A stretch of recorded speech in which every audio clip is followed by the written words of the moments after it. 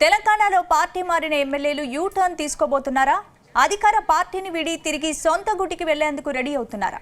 Supreme court తీర్పు రాకముందే కార్యకాలని decide అయ్యారా? ఇంతకీ తిరిగి సొంత గుటికి వెళ్లేందుకు సిద్ధమైన ఎమ్మెల్యేలు ఎవరు? ఈ నేతల చేరికపై బీఆర్ఎస్ కూడా డైలమాలో పడిందా?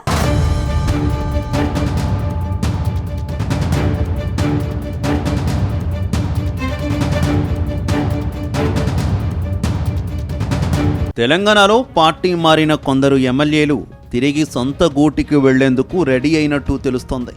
త్వరలోనే సుప్రీంకోర్టు తీర్పు వెలువడనుండడంతో వీరంతా తిరిగి కార్యక్కాలని డిసైడ్ అయినట్టు సమాచారం.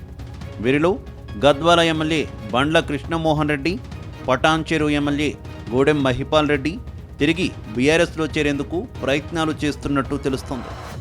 గత కొద్ది రోజులుగా ఈ ఇద్దరు ఎమ్మెల్యేల తీరు చర్చనీయాంశంగా మారింది. వీరిద్దరూ అధికార పార్టీలో కొనసాగుతూనే కేసీఆర్పై అంతులేని అభిమానాన్ని చూపించడంతో కాంగ్రెస్ శ్రేణులు భగ్గుమన్నాయి.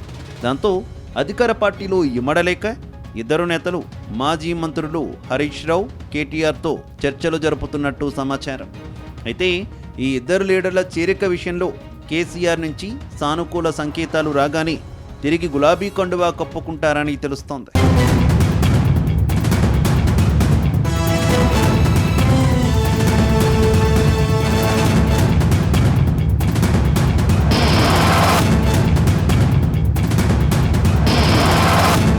తాజాగా గద్వాల ఎమ్మెల్యే బండ్ల కృష్ణమోహన్ రెడ్డి వ్యవహరించిన తీరు హాట్ టాపిక్ అయింది.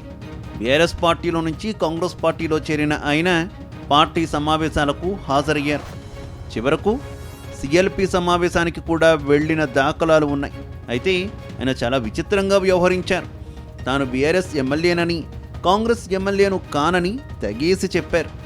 కాంగ్రెస్ పార్టీ ఫ్లెక్సీల్లో తన ఫోటోను వాడుకుంటూ ప్రజలను గందరగోళానికి గురి చేస్తున్నారని పోలీసులకు ఫిర్యాదు చేశారు. ఫిరాయింపుదారుల్లో ఇప్పటివరకు ఏ ఎమ్మెల్యే ఇలా వ్యవహరించలేదు.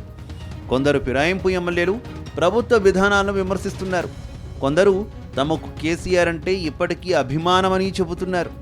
తమ ఇంట్లో కేసీఆర్ ఫోటో కూడా ఉంటుందని తప్పేంటని ప్రశ్నిస్తున్నారు. ఇలా పరోక్షంగా తాము కాంగ్రెస్లో ఇమ్మడలేమని సంకేతాలు ఇస్తున్నారు. కొందరు ఫిరాయింపుదారులు బీఆర్ఎస్లో చేరడానికి కేటీఆర్, హరీష్ రావులతో చర్చలు జరుపుతున్నట్టు వార్తలు వస్తున్నాయి.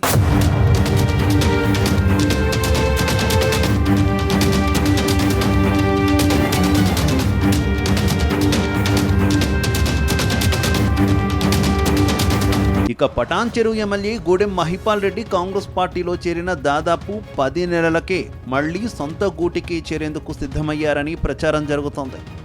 గతంలో 3 సార్లు బీఆర్ఎస్ తరపున ఎమ్మెల్యేగా గెలిచిన మహిపాల్ రెడ్డి 2024లో కాంగ్రెస్ అధికారం చేపట్టిన తర్వాత కేసుల భయంతో సీఎం రేవంత్ రెడ్డి సమక్షంలో హస్తం తీర్థం పుచ్చుకున్నారు.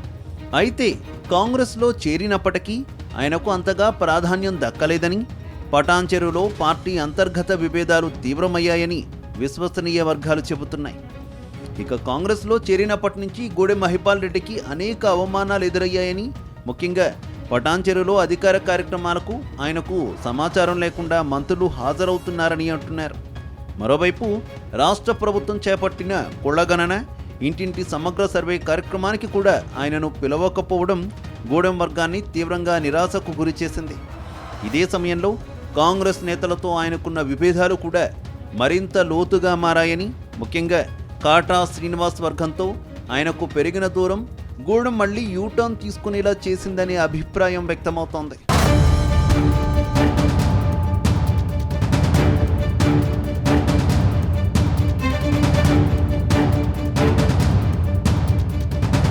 మొత్తంగా ఈ ఎమ్మెల్యేల బాటలోనే మరికొందరు వెళ్లే అవకాశం ఉందని తెలుస్తోంది. ఒకవేళ వీరంతా గంపగుత్తగా అధికార పార్టీని వీడి కారెక్కితే మాత్రం సీఎం రేవంత్కు ఇబ్బందులు తప్పకపోవచ్చనే చర్చ జరుగుతోంది. అయితే వీరిని పార్టీ మారకుండా కాపాడుకునేందుకు ఇప్పటికే కొందరు కాంగ్రెస్ లీడర్లు వీరిని బుజ్జగిస్తున్నట్టు తెలిసింది.